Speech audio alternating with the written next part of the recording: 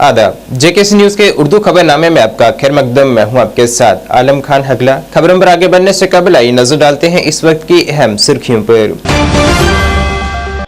Lieutenant governor ने 290 करोड़ के तरक्याती प्रोजेक्टों का अनंतनाग में रखा संगे बुनियाद। कहा यह प्रोजेक्ट जिले की इक्तिसादी सूरत हाल में संगे मील होंगे साबित।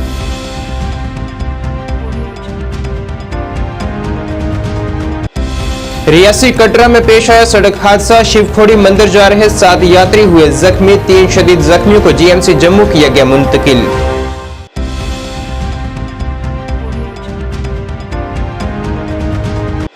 मोहम्मद यूसुफ तारिगामी ने फलस्तीन में हलाकतों की मुज़म्मत। आलमी बरादरी से अपील खित्ते में अमन व आशती के लिए हों यकजा।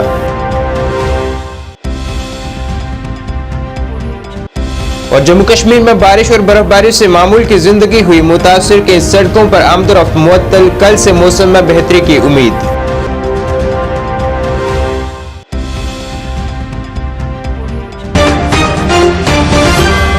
अब खबरें तफसील से। लेफ्टिनेंट गवर्नर मनोज सिन्हा ने तकरीबन 290 करोड़ रुपए के मुख्तलिफ तरक्याती प्रोजेक्टों का संग बुनियाद रखा है और लोगों को वक़्फ किया है। यह जिला अनंतनाग की इक्तिसादी और समाजी तरक्की की राह में एक और संग मील है। सेहत, तालीम, पानी की फराहमी और शहरी तरक्यात के शोबों में आज वक़्फ किए गए मुतअद्दिद प्रोजेक्ट मुआशरे के तमाम तबकात को बाख्तियार बनाएंगे।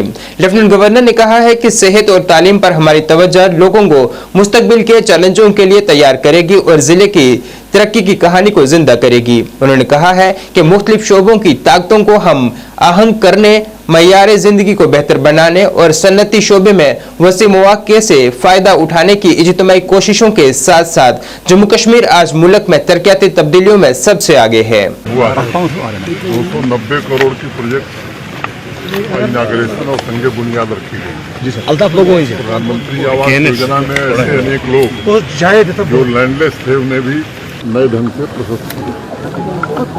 विंटर प्रिपेयरनेस की भी समीक्षा की गई और ये बताते हुए प्रसन्नता है कि हमने बहुत बेहतर काम किया। जिला रियासी में आज पेश आए एक सड़क हादसे में कम से कम 7 मुसाफिर जख्मी हो गए हैं। यह सड़क हादसा आज उस वक्त पेश आया जब शिवखोड़ी मंदिर की जानिब जा रहे यात्रियों को ले जा रही एक गाड़ी नौदेवियां कटरा के नजदीक हादसे का शिकार हो गई, जिसमें सवार 7 अफराद जख्मी हो गए, जिन्हें इलाज के लिए कम्युनिटी सेहत मरकज कटरा मुंतकिल किया गया। यहां से 3 शदीद तौर पर जख्मी मरीजों को मजीद इलाज के लिए जीएमसी जम्मू मुंतकिल कर दिया गया है। कोई बात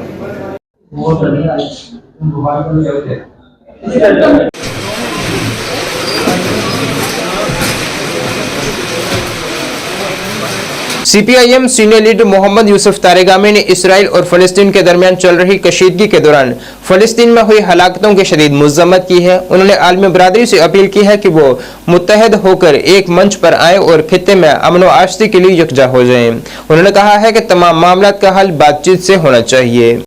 आज दुनिया के ग्लोबल कॉरपोरेट मीडिया की तरफ से खास तौर पर मगरबी ममालिक से ताल्लुक़ रखने वाला मीडिया पूरी मुहिम शुरू कर रखा है। इस हवाले से जो इज़राइल में हुआ हमस की तरफ से, और लेकिन साथ ही साथ जो फ़लस्तीन पर कब्ज़ा रहा है इज़राइल का कई दहाइयों से, उसका जिक्र तक नहीं। और आज वकालत वो कर रहे हैं और दुनिया को गुमराह करने की कोशिश कर रहे हैं कि जैसे सब कुछ ठीक है, लेकिन जो वारदात हुई इज़राइल में सिर्फ उसकी तरफ तवज्जो देने की ज़रूरत है। ये एक टेररिस्ट एक्ट है जैसा कि उनकी तरफ से फैलाया जा रहा है। हमें चाहिए कि हम वाक़ात और हक़ाइक़ की रोशनी में पूरी तारीख को जान लें। तारीख यही है कि फ़लस्तीनी अवाम को अपने हुकूक से महरूम रखा गया कई दहाइयों से, ख़ास तौर पर 1967 की जंग के बाद, जिसमें फ़लस्तीन को बिल्कुल डिप्राइव किया गया, इंसानी हुकूक से डिप्राइव किया गया, उनको अपने रहन सहन से डिप्राइव किया जाता रहा, उनको अपने जो जिंदगी गुजारने के तौर तरीके हैं उनसे यहाँ तक कि इबादत गाहों को भी निशाना बनाया जाता रहा। महकमा मौसमियात ने जम्मू व कश्मीर में आइंदा कल तक मजीद बारिश और बर्फबारी का इम्कान जाहिर किए है। महकमे के डिप्टी डायरेक्टर मुख्तार अहमद ने जानकारी दी है कि कल के बाद मौसम में तब्दीली महसूस की जाएगी। आज जम्मू कश्मीर में हो रही बारिश और बर्फबारी से जम्मू कश्मीर के मौसम में काफी खुशगवार हो चुका है और ताज़ा बर्फबारी की वजह से कई सड़कें भी गाड़ियों की आमदरफ्त के लिए बंद हो गई हैं। पेशेंगोई पहले से थी। 14 से लेकर 17 अक्टूबर तक मौसम अमूमन क्लाउडी के साथ साथ बारिशें और पहाड़ी इलाकों में हल्की बर्फबारी के इम्कान है। तो आज अर्ली मॉर्निंग से ही मौसम में करवट ली है और हल्की बारिशों के साथ साथ पहाड़ी इलाकों में हल्की बर्फबारी और कुछ एक जगहों पे थंडर लाइटनिंग खासकर जम्मू डिवीजन के अंदर चल रही है। और कल शाम को जो है खासकर साउथ कश्मीर के कुछ एक जगहों पे जलाबारी भी हुई जिसकी वजह से काफी ज्यादा नुकसान हुआ है खासकर फार्मर्स को। तो अभी फिलहाल जो वेदर एक्टिविटी है ये कंटिन्यू रहेगा। आज दिन भर इंटरमिटेंटली बारिशें और पहाड़ी इलाकों में हल्की बर्फबारी और कल 17 आफ्टरनून से जो है मौसम में बेहतरी आएगी और लगभग 24 अक्टूबर तक मौसम अमूमन ठीक रहने के इम्कान। जी पहाड़ी इलाकों में जो बर्फबारी है वो बहुत सारे जगहों पे फर्स्ट स्नोफॉल है सीजन का और पीर की गली बाकी जो हायर रीच हैं खासकर बांडीपोरा के सेंट्रल कश्मीर के खिता लद्दाख के अंदर भी द्रास करगिल और डिस्ट्रिक्ट लेह के अंदर भी कुछ एक जगहों पे हल्की बर्फबारी हुई है। तो फिलहाल जो मैदानी इलाके हैं यहाँ पे बारिशें रहेंगी और पहाड़ी इलाकों में जो है हल्की बर्फबारी जो है वो इंटरमिटेंटली चल सकती है। वादी कश्मीर के बालाई इलाकों में बर्फबारी का नया सिलसिला शुरू हो चुका है जबकि मैदानी इलाकों में बारिश हुई है जिसकी वजह से ज्यादा दर्जा हरारत में नुमाया कमी वाक़ा हुई है। एक अहलकार ने बताया है कि वादी के ऊंचाई हिस्से बशमूल राजदान पास, जोजिला पास, सिंथन, अपर और किश्तवाड़ में बर्फबारी हुई है जबकि मैदानी इलाकों में शदीद बारिश हुई है। उन्होंने कहा है कि रात भर मुसलसल बारिश और राजदान, जोजिला और सिंथन टॉप्स और आसपास के इलाकों में बर्फबारी ने हुक्काम को कई सड़कें बंद करने पर मजबूर कर दिया है। देर असना वादी कश्मीर के दीगर हिस्सों में बारिश हुई है जिसके नतीजे में ज्यादा से ज्यादा दर्जा हरारत में नुमाया कमी वाक़ हुई है। इसके अलावा वादी कश्मीर को जिला राजौरी और पुंछ से जोड़ने वाली मुगल शाहरा भी गाड़ियों की आमदरफ्त के लिए बंद हो गई है।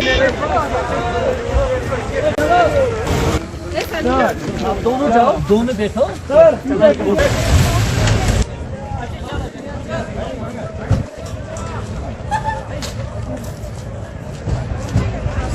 जिला बांडीपुरा के गुलशनपुरा मारकोंदल इलाके से ताल्लुक रखने वाले private building holder Mohammad Altaf Dar ने 2018 से अपनी इमारत पीडीडी सब डिवीजन हाजुन के लिए किराए पर दे रखी है और अभी तक किराए का इंतजार कर रहे हैं। मोहम्मद अल्ताफ डार ने कहा है कि मैंने ये इमारत पीडीडी सब डिवीजन हाजुन के लिए किराए पर दी थी और इसका किराया 6000 माहाना मुकर्रर किया गया था, लेकिन तकरीबन 5 साल गुजरने के बाद भी मैं किराए का इंतजार कर रहा हूं। मोहम्मद अल्ताफ डार ने जिला इंतजामिया से मुदाखलत कर इस मामले को जल्द अज जल्द हल करने की दरख्वास्त की है।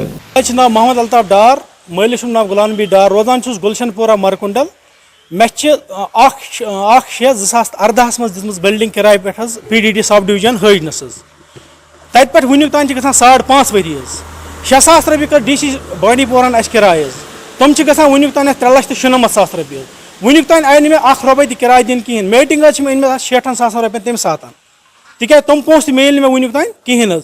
आज वो मे अचानक मतलब यह सामान वामान अत मतलब वटान यम दपान गो बेस जाए शिफ्ट। बह वोतुस मे ये तो शिफ्ट गु तुम रेंट एग्रीमेंटस मज लिखित रेंट एग्रीमेंट यह क्या अत मे लिखित जरियत ब्रो दियो सा तुम कोर्ट थ्रो अस नोटिस यह रेंट एग्रीमेंट यह क्या अत जरियत ब्रो दिन मे नोटिस कोर्ट थ्रो यह क्या गो 1 जून 2018 तो अनवर्डस वुनिक तान 5.5 वरी वुनिक तान वोन मे समान 3,97,000 रपी 3,97,000 पे मे वुनिक तान 10 रपी रटम कहें। तहकीक और तरबियती मरकज बराए पॉलिनेटर, पॉलिनाइजर और pollination management division of entomology SKUAST Kashmir Shalimar ने डाबर इंडिया लिमिटेड WEF के ज़ेरे एहतमाम तालीम याफ्ता बेरोजगार नौजवानों के लिए पायदार शहद की मक्खियों की पालने पर 7 रोजा तरबियती प्रोग्राम का इनाकाद किया है, जो आज इख्तिताम पजीर हो चुका है। इस मौके पर खिताब करते हुए प्रोफेसर शब्बीर ए वानी, डीन बागबानी की फैकल्टीज कॉस्ट कश्मीर ने ज़राअत में शहद की मक्खियों के पालने की अहमियत पर जोर दिया और बेरोजगार तालीम याफ्ता नौजवानों को माशी तौर पर बाख्तियार बनाने के लिए जोर दिया। मेरा नाम ब्यास आनंद है। मैं CSR हेड हूँ डाबर इंडिया लिमिटेड में। डाबर जैसे आप सब लोग जानते हैं 140 साल पुरानी कंपनी है और देश की ही नहीं विश्व भर की सबसे बड़ी हनी प्रोड्यूसर है। तो हमारा एक ये मुहिम है कि हम कश्मीर में कश्मीर हनी को और प्रमोट करें और कश्मीर में लोकल यूथ को एक अपॉर्चुनिटी दें कि उनकी लाइवलीहुड बढ़े। तो इसके लिए हमने कॉस्ट कश्मीर के साथ मिलके एक 7-डे ट्रेनिंग प्रोग्राम किया है, जिसमें इनके रिसोर्स पर्सन्स, यूनिवर्सिटी के रिसोर्स पर्सन, यूनिवर्सिटी की फैकल्टी ने बड़ा हमारा हेल्प किया है और उनके साथ मिलके हमने 7 दिन लोकल यूथ को ट्रेन किया है सस्टेनेबल बी कीपिंग पे, ताकि वो आगे चल के इसको अपना व्यवसाय बना सकें, इससे कमाई कर सकें। और डाबर भी इसमें क्या कर, डाबर ने ये पूरा प्रोजेक्ट स्पॉन्सर किया है और इसके अलावा हम इन स्टूडेंट्स को, इन यूथ को हम बी बॉक्सेस और बी कॉलोनीज भी दे रहे हैं, ताकि ये इसको एक प्रॉपर प्रोफेशनल तरीके से इसको आगे ले सकें। मैं डॉक्टर परवीना बानो, मैं एसोसिएट प्रोफेसर एज काम करती हूँ सुकास्ट के में। इस वक्त मैं मुंसलिक हूँ पॉलिनेशन सेंटर से, जो research and training centre for pollinators, pollinizers and pollination management है। आज हमारा जो वैलिडिक्टरी फंक्शन है, ये एक ट्रेनिंग प्रोग्राम है हमारा 7 डेज़ का, सस्टेनेबल बी कीपिंग, जो स्पॉन्सर कर रहे हैं डाबर इंडिया लिमिटेड और हम हमारे उनके इश्तराक से हम ये कर रहे हैं। इसमें हमारे कुछ बी कीपर्स भी हैं और कुछ अनएम्प्लॉयड एजुकेटेड यूथ भी है। इनमें हम इनको ये जानकारी दे रहे हैं कि बी कीपिंग क्या है, उसके कैसे इसका मकसद क्या है, इसका बेनिफिट क्या है और हम उसको कैसे सस्टेनेबल बनाएंगे, यानी कि जो बी कीपिंग इसका हम मैनेज कैसे करेंगे हनी बीज को, या ड्यूरिंग माइग्रेशन हम इसको कहाँ पे ले जा सकते हैं, वहाँ पे कोई किस किस्म का फ्लोरा होना चाहिए, या अगर यहाँ पे हमारा डर्थ पीरियड है तो उस टाइम हम उसको कैसे मैनेज करेंगे। एंटोमोलॉजी फैकल्टी ऑफ हॉर्टिकल्चर शेर कश्मीर ज़री यूनिवर्सिटी, ये जो प्रोग्राम चल रहा था सस्टेनेबल बी कीपिंग के लिए, बी कीपिंग को हम कैसे सस्टेनेबल बनाएंगे, डाबर इंडिया लिमिटेड ने उसको स्पॉन्सर किया है। इसका मुद्दा तो मकसद एक ही है कि कैसे हम अपने नौजवानों को, जो बेरोज़गार नौजवान है, हमें पढ़े लिखे नौजवान है, एग्रीकल्चर ग्रेजुएट से हमारे, उनको रोज़गार फराहम करे through establishing their bee keeping units. शुक्र अल्लाह का आज डाबर वालों ने वैलिडेटरी फंक्शंस पर जो उनके सीनियर ये कम्युनिकेटिंग मैनेजर यहाँ आए थे बयास आनंद जी, उन्होंने अनाउंसमेंट की कि हर एक पार्टिसिपेंट को हम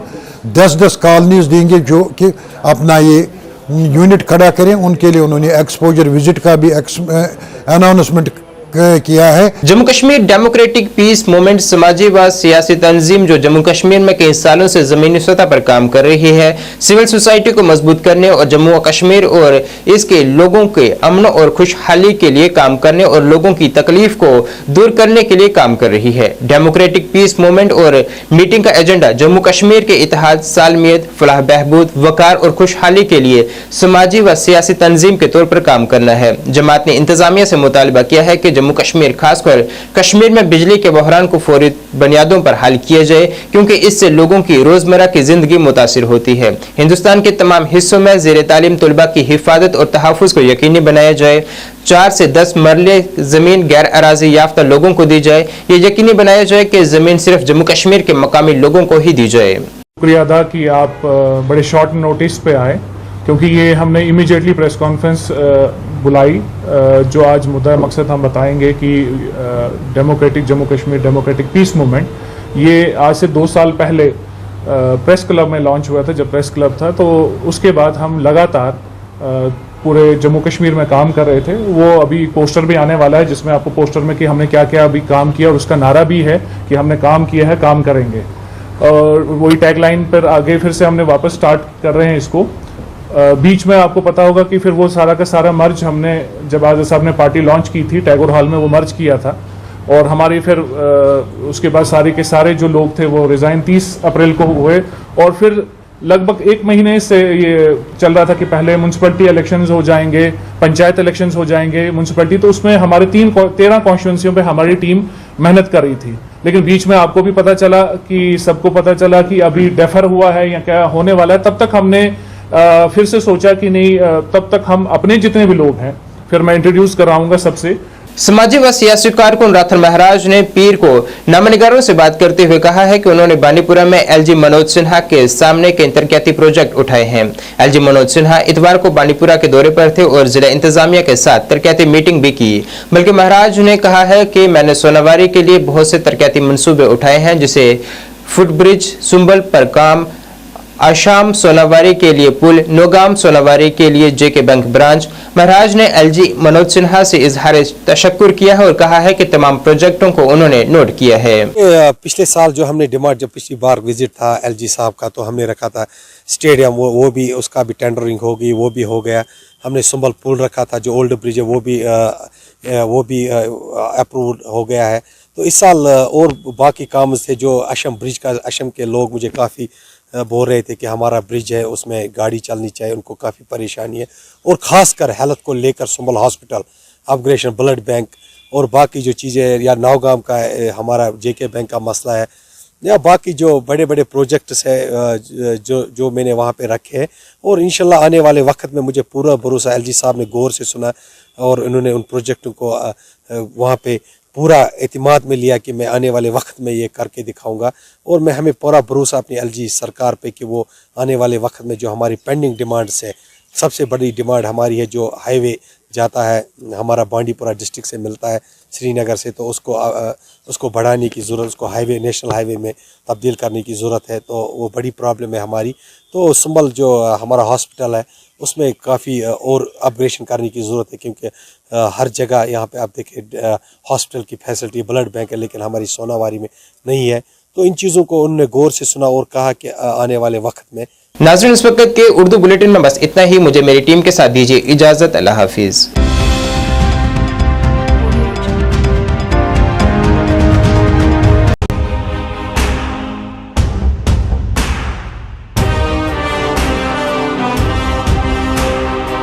जम्मू कश्मीर विकास तथा प्रगति के पथ पर लगातार अग्रसर है। मुझे खुशी है कि जम्मू कश्मीर के नौजवान अपने प्रदेश के विकास के लिए, जम्मू कश्मीर के लोगों के विकास के लिए बड़ी संख्या में सामने आ रहे हैं। ये हमारे युवा ही हैं जो जम्मू कश्मीर में विकास की नई गाथा लिखेंगे। आइए अमृत काल में मनाए जाने वाले 77वें स्वतंत्रता दिवस के अवसर पर हम अपने अपने घरों पर तिरंगा फहराएं। Department of Information and Public Relations Jammu and Kashmir की ओर से आप सबको 77वें स्वतंत्रता दिवस की हार्दिक शुभकामनाएं।